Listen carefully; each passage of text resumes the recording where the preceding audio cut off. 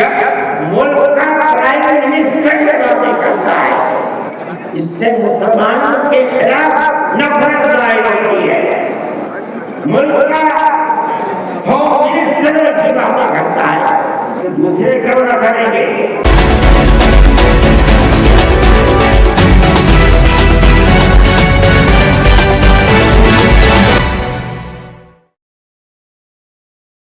देश भर में बढ़ती धार्मिक कट्टरता, अराजकता एवं सांप्रदायिकता, मुस्लिम पर्सनल लॉ में हस्तक्षेप, असंवैधानिक वक्फ संशोधन बिल, पैगंबर हजरत मोहम्मद के खिलाफ अपमानजनक टिप्पणियां, संविधान को समाप्त करने की योजनाबद्ध साजिश और इन जैसे ज्वलंत मुद्दों के खिलाफ प्रभावी कार्य योजना तैयार करने के लिए जमीयत उलमाए बिहार के तत्वावधान में पटना के बापू सभागार में संविधान सुरक्षा एवं राष्ट्रीय एकता सम्मेलन आयोजित किया गया.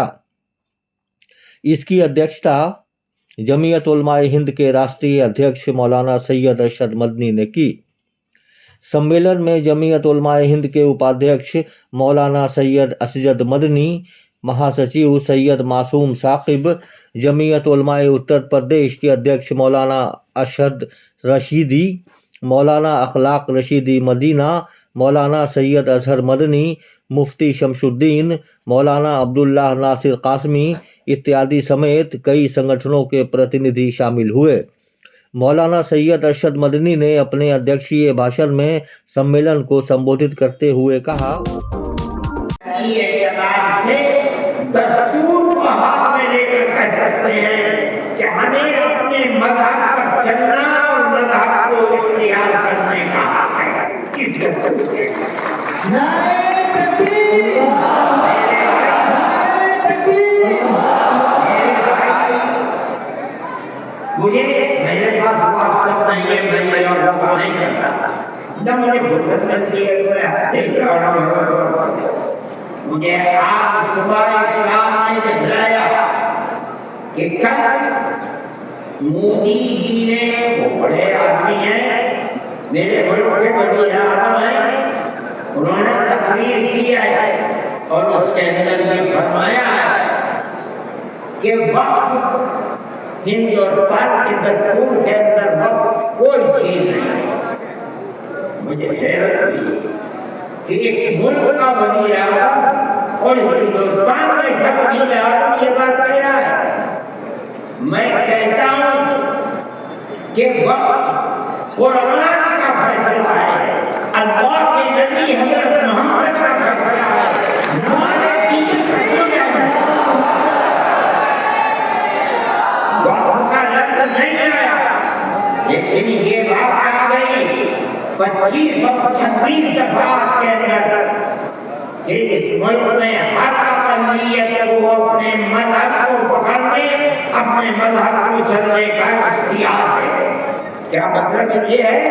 कल को आप खड़े होकर कहें कि नमाज का जिक्र दस्तूर के अंदर नहीं है, हज का नाम दस्तूर के अंदर नहीं है, ज़कात का नाम दस्तूर के अंदर नहीं है, रमज़ान के रोज़ों का नाम दस्तूर के अंदर नहीं, इसलिए हर चीज को मिटा दिया जाए. ये क्या चीज है?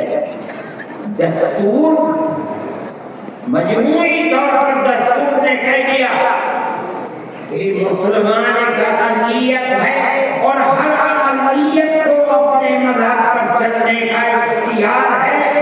मज़हब की हर चीज इस एक दफे के अंदर आ गई.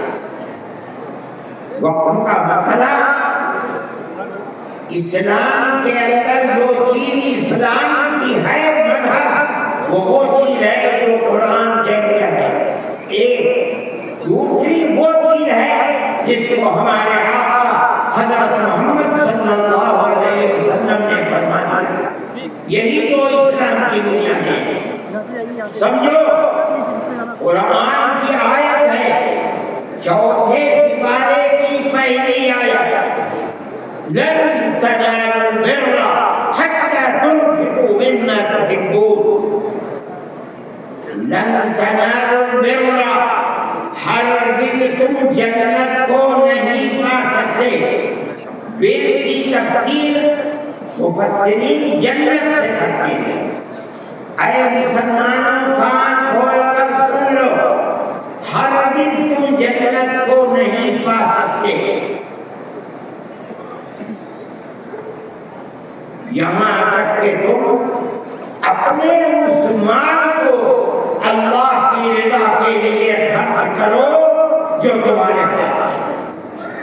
جس مال کو سے تمہیں محبت ہے اس مال کو تم اللہ کی رضا کے لیے خرچ کرو۔ اسلام ایسا مذہب تو نہیں ہے۔ جب یہ آیت اتری اللہ کے نبی نے بیان فرمائی تو نسائی کی حدیث ہے یہ ابو طلحہ انصاری رضی اللہ تعالیٰ عنہ جو ایک دولت مند آدمی تھے وہ اللہ کے نبی کے پاس آئے تھے اور آ کر کہا کہ یا رسول اللہ ہم سے ہمارے مال کے بارے میں فرماتا ہے کہ اگر تم جنت کے قائل ہو تو جو مال سب سے اچھا ہے تم اس کو اللہ کی راہ میں خرچ کرو۔ یا رسول اللہ میرا سب سے بہترین مال فلانی زمین ہے، میں آپ کو گواہ بناتا ہوں کہ میں اس کو اللہ کے لیے وقف کرتا ہوں۔ یہ حدیث موجود ہے آپ کے برابر جب ملک کا پرائم منسٹر باتیں کرتا ہے اس سے مسلمانوں کے خلاف نفرت ظاہر ہوتی ہے، ملک کا ہوم منسٹر کی باتیں کرتا ہے تو دوسرے کیوں نہ کریں گے؟ آپ نے دیکھا جھارکھنڈ کے اندر اس کے ذمہ دار بنایا گیا آسام کے چیف منسٹر۔ آسام کے چیف منسٹر کی روز کی تقریریں آپ سنیے، مسلمان نہیں کہتا، اس کی زبان سے مسلمان کا نام نہیں ہے، ہمیشہ گھس بیٹھ جاتا ہے۔ میں کہتا ہوں یہ کتنی بڑی جہالت ہے، جس برادری کا وہ آدمی ہوگا اس برادری کے مسلمان بھی آزاد نہیں ہوتے۔ ہندوستان کی کوئی برادری ایسی نہیں ہے جس کے اندر مسلمان ہے، وہ مسلمان کا نام لیتے ہوئے کرتا ہے، مگر خدا کا قدرت ہے جو ایک مہینہ جھارکھنڈ کے اندر رات اور دن تقریریں مسلمان کے خلاف کرتا رہا، وہاں مسلمانوں کا نام لے کر ان کے خلاف بولنے والوں کا منہ کالا ہو گیا۔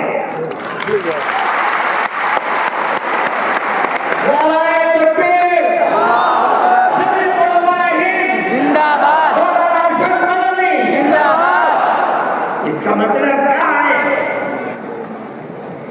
اس کا مطلب سمجھو، صرف یہی مطلب نہیں ہے کہ وہ تقریریں کی اور تقریریں کر کے چلے گئے، اس کا مطلب یہ ہے کہ وہ رات اور دن مسلمانوں کے خلاف دہل اگل رہے تھے۔ جھارکھنڈ کے صرف ہندو نہیں، ہندو اور مسلمانوں نے مل کر اس تحریک اور اس سیاست کو ٹوٹ دیا۔ الیکشن کے اندر بی جے پی کی ناکامی وہ صرف مسلمان کے حصے میں نہیں دی جائے، مسلمان کی تعداد کتنی ہے جھارکھنڈ کے اندر۔ اس کا مطلب یہ ہے کہ نفرت کی سیاست کو جھارکھنڈ کے ہندو اور مسلمان نے ٹوٹ دیا۔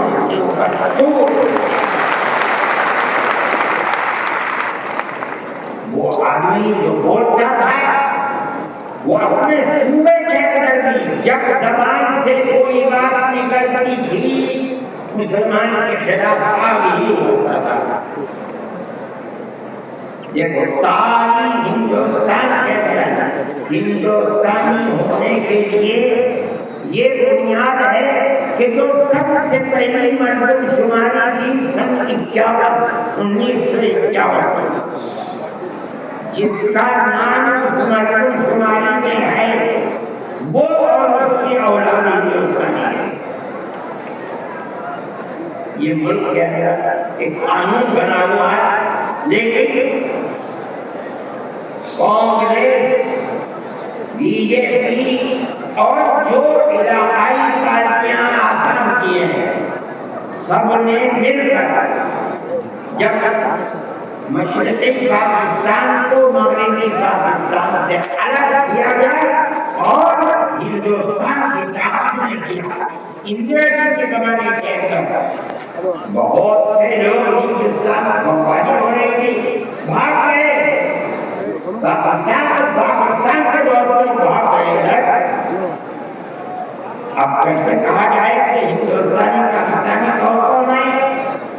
تو سب نے مل کر پارلیمنٹ میں قانون بنایا کہ 1971 کے بعد جو آیا ہے وہ ہندوستانی نہیں ہے. 1971 کی مردم شماری میں جس کا نام ہے وہ آسامی ہے، اور اس کے بعد جو آیا ہے وہ آسامی نہیں ہے. کہ قانون بنا دیا، قانون بن گیا، کانگریس نے پارلیمنٹ کے اندر یہ اصول بنایا. اس کے اوپر بی جے پی کے بھی دستخط آئے، علاقائی پارٹیوں کو بھی دستخط یہاں نہیں لگتے. اور تقریر جیسے یہاں کر رہے تھے ویسے لوگ تقریر وہاں کرتے تھے. پر 71 نہیں 51 71 نہیں 51. اگر 51 کو بنا دیا گیا تو کم از کم 80-90 لاکھ مسلمان مجھے وہ یہ چاہتے تھے کہ مسلمان کو برباد کرنا. جمعیت علماء وہ جماعت کی ہم گئے سپریم کورٹ میں.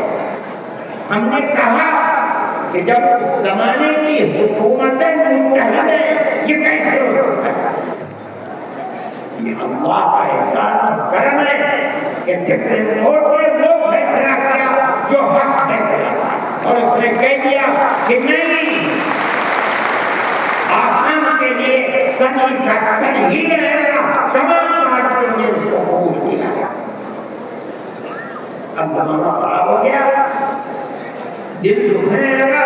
وہ جو وہاں مل گیا لیڈر مسلمانوں کے خلاف آگ تھی وہ جھارکھنڈ میں جا کر کے ہوئی. اللہ نے جان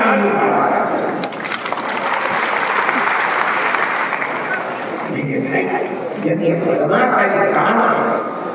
ہم نے اس سے پہلے ایک اور مقدمہ آسان کے سلسلے میں رہا. جب لڑکی اپنے شوہر کے ساتھ کسی دوسرے شہر میں پہنچی، یہ لڑکی کہاں چلی تو وہاں کا پردھان تھا، وہ سرٹیفکیٹ دیتا تھا کہ یہ لڑکی فلاں کی ہے، باپ اس کا فلاں جو ہے، لڑکی یہاں رہتی ہے. اسی سرٹیفکیٹ کی بنیاد پر اسے آسامی کہا جاتا تھا. اس طرح کی لڑکیاں ہندوؤں میں 24 لاکھ اور مسلمانوں کے اندر 27 لاکھ. وہاں کے طاقت کہتی تھی کہ ایک پردھان کا سرٹیفکیٹ کوئی مانا نہیں آتا.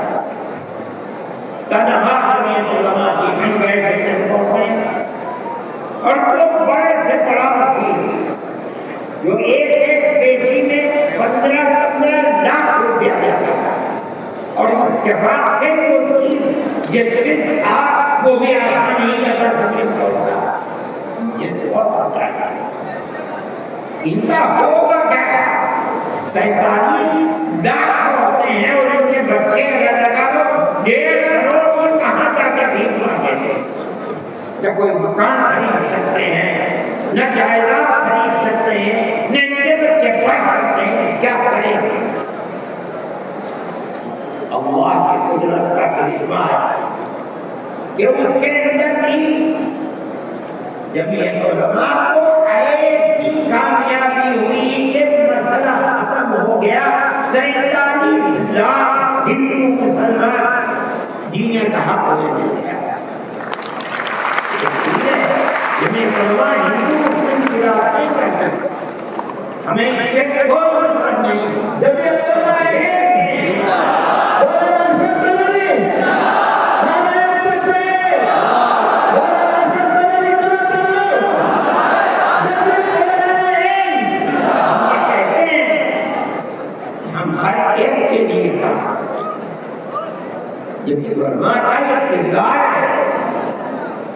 ابھی آپ کے سامنے بلڈوزر کی تحریک آئی.